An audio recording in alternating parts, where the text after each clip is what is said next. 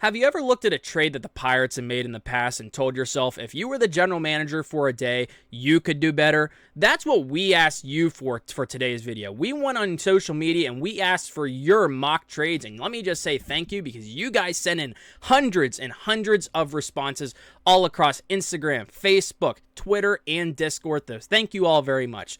In today's video, I brought on Neil and I brought on Donardo. We grade your trades, analyze them, and even rework some of them. But before we get into today's episodes, make sure to subscribe to the channel, leave a like on the video, and comment down below some of your trade ideas. And without further ado, let's grade your trades. We're going to start with C. Cole Parker on Instagram. He sent in the Pirates acquiring outfielder Jasson Dominguez, and the Yankees will be sending in return third baseman and Gold Glover Ke'Bryan Hayes. I'll start with Neil on this one. What are your thoughts about Parker's trade over here? I mean, for the Pirates, that's one of the easiest A's you could possibly get. I mean, I imagine, if Brian Cashman gets that call and that's what Ben's offering, he gets his number blocked. But, I mean, you're talking about a guy making $28 million over the next 4 or 5 years or so. Not a whole lot, but in exchange for a rookie who has 120 WRC plus, one WAR, this isn't even close to fair. Like, that's an easy A plus if you're the Pirates. If we're, I would take it, but I don't see how the Yankees accept that. Yeah.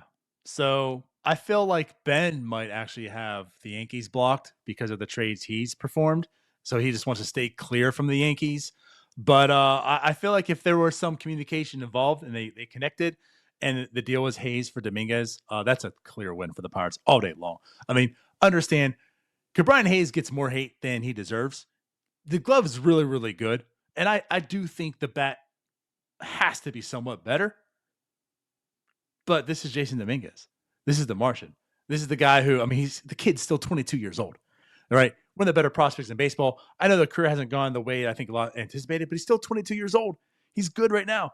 Like, the Pirates are taking this all day long. This is a clear A+ if you're on the Pirate side. And if I'm a Yankees fan, I'm burning down the stadium. Yeah. I mean, like, you can't get over, like, the fact that Ke'Bryan Hayes still has, like, a WRC plus, like, in the 60s. Right. Like, this is so absurdly one-sided. Even if as a Ke'Bryan Hayes enjoyer, like, I still can't say this is a good trade for the Yankees. Yeah, I'll say this for the Yankees. A lot of their fans have been begging for a third baseman. Hayes fits that mold just in the aspect that they can protect him in the lineup because his bat doesn't play well. Okay, I think we can all agree with this. The Yankees at least have a lineup around him that they could say, you know what, we don't really care about your bat as much. They'll still want to see some production, but they can say, you know what, we have a Judge, we have a Stanton, we have a Jazz Chisholm, we have all these other guys. The Pirates don't have that with Ke'Bryan Hayes. You have a Cruz and Reynolds, but they're not performing right now to the most of what you'd want to see. So Hayes is kind of sticking out like a sore thumb with his bat.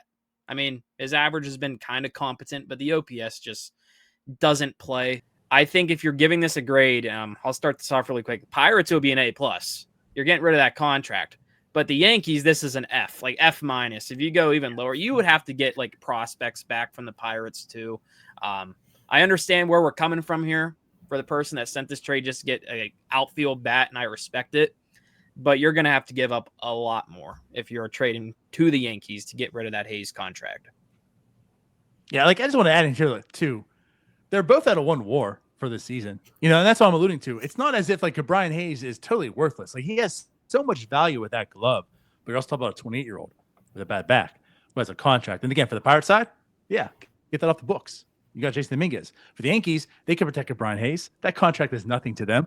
So, I mean, I don't think it's like, I don't know if it's that lopsided, but this is a clear win for the Pirates. I mean, just get them a refresh. Give me Jasson Dominguez. Absolutely. If you're getting a former top 20 prospect who's performing in the bigs for Ke'Bryan Hayes, then like Ben Cherington might actually deserve to keep his job. And that is how, like, that is the type of move that like you build a lineup around, but it's not happening. No. So what grade are you guys thinking? Yeah, A+ for the Pirates. I think you're right. F- for the Yankees. This is not good for them. I guess I'm going to go A+ for the Pirates and D+ for the Yankees. This is from @NoahW_25 on X. The Pirates would acquire infielder Lou James Groover, Arizona's number 10 prospect, and the D-backs are getting Dennis Santana. I'll start with DiNardo on this one since Neil and I kind of know where his head is. DiNardo, what do you think? I kind of like this one. So I don't know where you guys were with this. You mentioned you talked about beforehand, and I wasn't involved. I kind of like this one because it's one of the things where, we were discussing on NS9 Live. The days where the relievers are bringing back these top prospects, I think are pretty much over with. You're not getting like the Glaber tours for Chapman's and Chicago, like that type of deal happening, right? And especially for a rental. Now, Dennis Santana does come with a year of control, so there's a little bit more there. And as I put out today, Dennis Santana has been a really, really good, really, really, really, really good reliever. I mean, for over a calendar year now, 80 innings plus, I think he's like the third best ERA or such, sixth best in WAR. I mean, the guy is just dominating. So he is one of the better relievers in baseball. Groover's kind of interesting. It's kind of interesting. He's a bat. Now he's not too, he's in Double-A, I believe it was. He's not that close, but it's not, I know a lot of people are thinking like, if you're going to make some trades, they got to help out for next year. And this probably isn't going to be that, right? Like Groover's not going to be playing next year and be an impactful player to make the Pirates a contender, but he's close. And I think you're not really going to get that from like a Santana or Bednar. You're not probably getting a guy that's going to come up here and be an impactful player for next year, not for a singular reliever, no matter how good they really are. I like this. This is interesting. If this happened, I don't think I wouldn't be excited. I wouldn't be disappointed. I think it's about fair in my eyes. Well, that's the problem with me with training for Santana. Training Santana in general is probably fair. I just am not intrigued by Lou James Groover. I mean, this is a prototypical Ben Sherrington guy. He plays multiple infield positions. He swings a pool noodle. He can't hit for power. That's my biggest issue. And his ISO this year is 160. He might be a useful utility player in the future. That's probably where he projects. And so at that rate, you're kind of just like, I'd rather just have the elite reliever. Because sure, is there a chance that Lou James Groover becomes a guy? Yes. But I don't see that bat playing in the majors. And so I'd pass on this. I don't think but again, it's a very Ben Sherrington move. So congrats to this dude for making something very realistic. I'll say this, and before we get our grades, Groover right now, 10 home runs in the year. He had 10 last year across 3 teams in Arizona's minor league system. He is 23 years old in Double-A. That might stand out as I don't know about that right now, because you would think Termar's in Double-A right now for the Pirates. He's younger than Lou James Groover. I see where both of you are coming from. I guess he has a little bit more pop than the typical stereotypical light-hitting middle infielder Ben would go after. But the thing with Groover that's intriguing to me is, like, if they were to get him, could he be a better version, and this is a low bar, of Jared Triolo with the bat? Could he be a better version than him to have rather than a Jared Triolo? But the question is, however, would Groover be here fast enough? That's awesome. Like, where would he rank on Pirates' top prospects in that aspect? Because the Pirates minor leaguers, when it comes to hitting, there hasn't really been too much besides Connor Griffin to really be excited about. It seems like he has sneaky pop. If I'm giving this one a grade, I would say the Diamondbacks win it. But I think the D-backs are only doing it if they're still in the running, if they're still in contention, because they're around 500 right now. They are in a mode where they could easily just control the entire trade deadline. They have so many assets they can just flip for better pieces. So I think the seller's market is literally just standing still. If the D-backs did this, I think they win the deal. Pirates, I'm giving a B-. D-backs, I would give a A-. It's very close. I'm not here for guys who go opposite field as much as they pull the ball. We've already had a third baseman like that. I think we need a new one. So I'm going to say this is a C+ for the Pirates because it's an intriguing idea and it's probably fair value. I'd say this is a B+ for the Diamondbacks, though. I think they're clear winners here. I was going to go more B+, A-. A- Pirates, B+. I'm sorry, A- Diamondbacks, B+. Pirates. This was sent in from John on Discord. He's been on Sicko Sound Off multiple times. This was a very intriguing one. The Phillies would be getting reliever Caleb Ferguson. Caleb Ferguson was mentioned in a couple of these deals. I thought this was one that was kind of stuck out because you would kind of be getting a bat people know. The Pirates would be getting second baseman, infielder Edmundo Sosa. I kind of go back and forth on this because Sosa's a fun player. And like he would be useful. He'd be one of our better hitters this year, which is really sad. But my hesitation here only is that he doesn't fix our power issue. He's not really a needle mover. Like if anything, this would be a good trade if like we replaced him, if we replaced IKF with him. Very similar profile, plays the middle infield, slap hitter, gets on base enough. So like wouldn't be the worst in the world, but I don't think it really leaves the Pirates with a player that can like really help them fix the offensive woes. So I wouldn't be opposed to it, but and it's intriguing. It's way more intriguing than getting some DSL guy. Yeah, I mean, it's a rental. It's Caleb Ferguson, and he's having a good year. Like it's not to knock on Caleb Ferguson, but it's also a rental reliever. You're not really going to get too many impactful players on trading a middle reliever that has 2 months of control.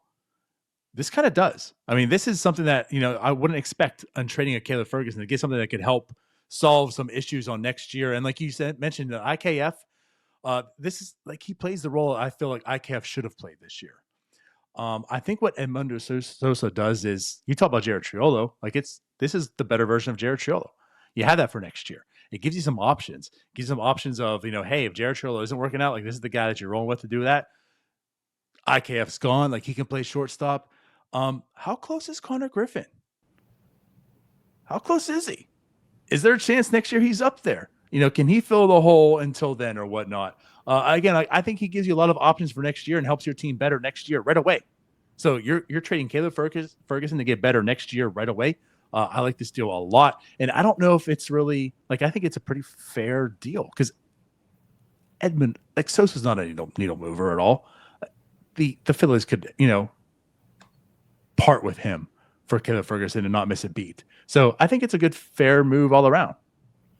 It would be interesting you mentioned about when is Connor Griffin ready, because Sosa is only signed through next year.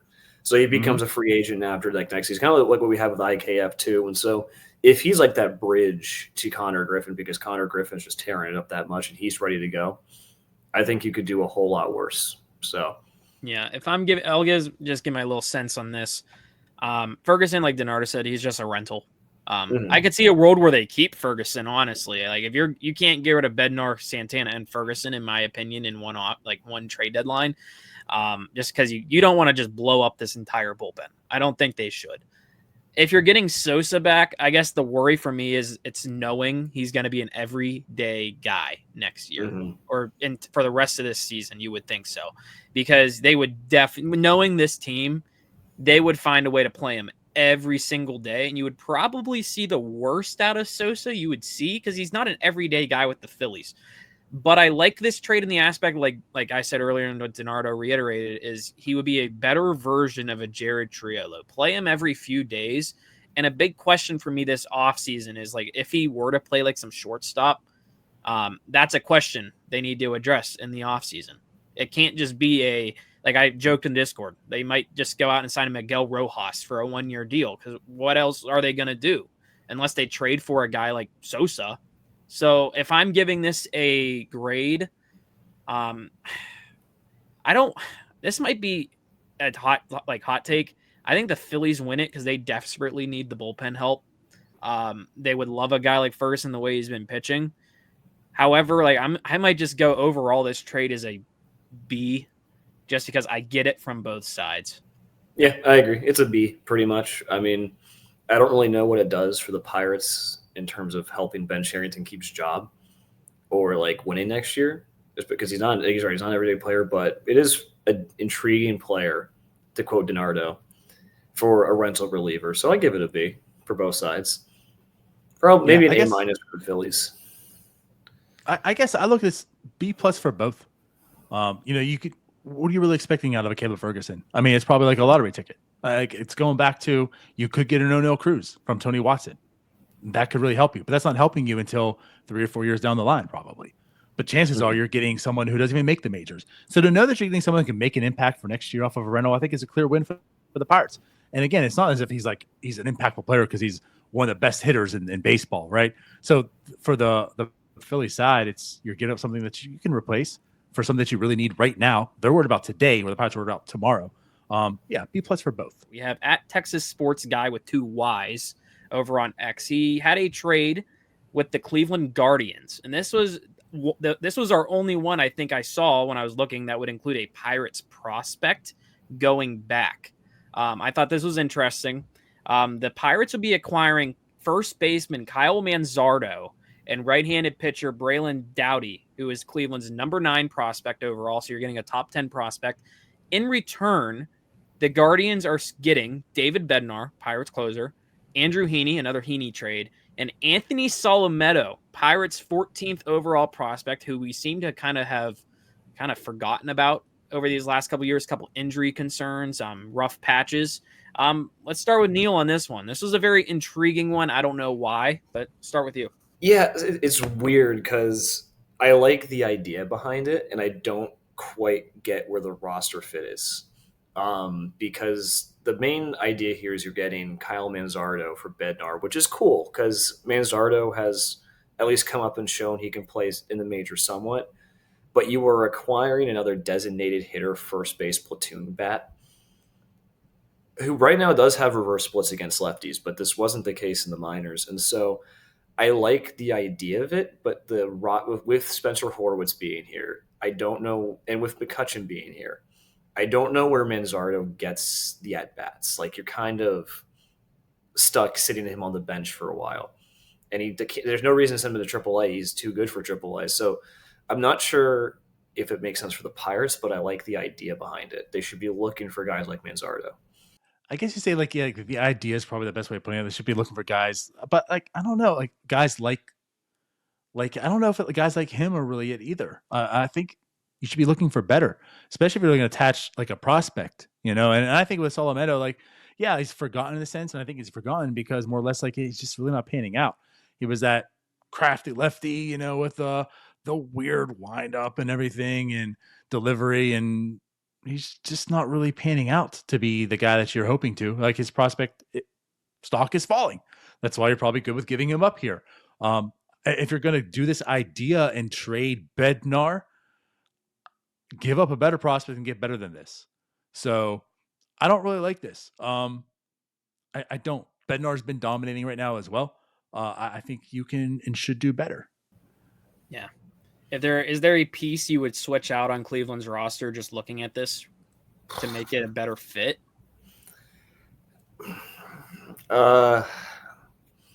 If you could switch out Manzardo with someone or switch out prospects. I have some issues with his ability to hit fastballs, but if you could maybe try to swing CJ Kayfus in AAA, I think I might prefer that to Manzardo.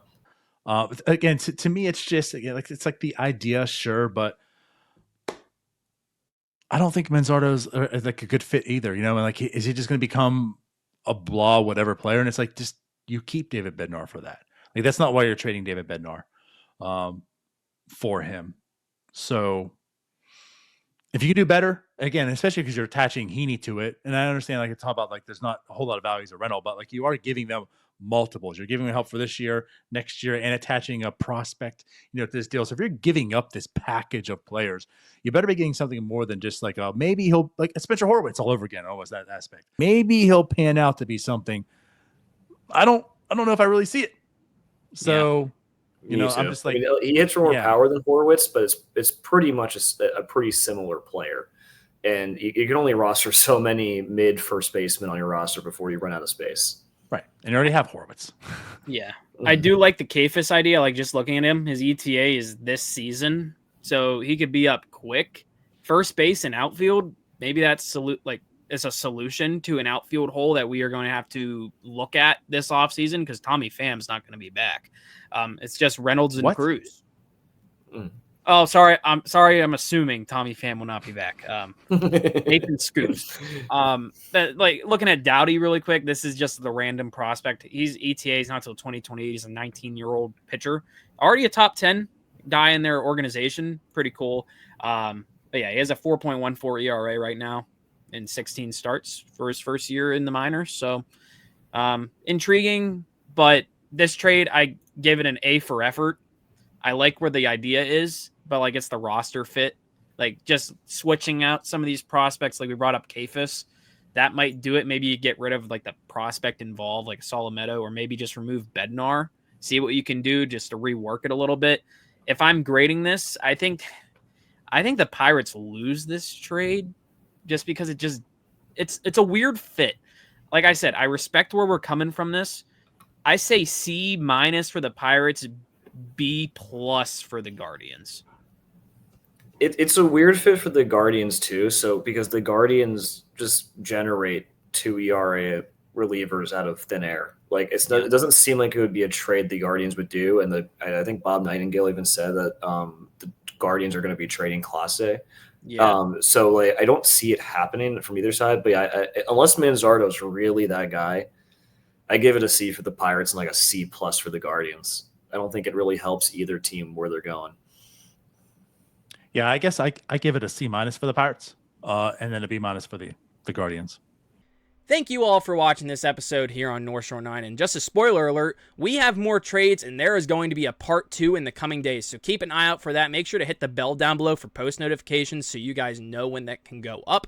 Make sure to subscribe to the channel if you aren't already. Leave a like on the video and comment down below some of your thoughts on these trades and maybe some ideas on ones you might see in part 2. Thank you all for watching. Have a good one. And as always, let's go Bucks.